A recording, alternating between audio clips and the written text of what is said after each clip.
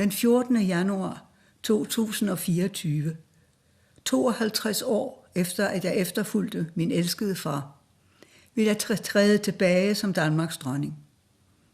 Jeg overlader tronen til min søn, kronprins Frederik.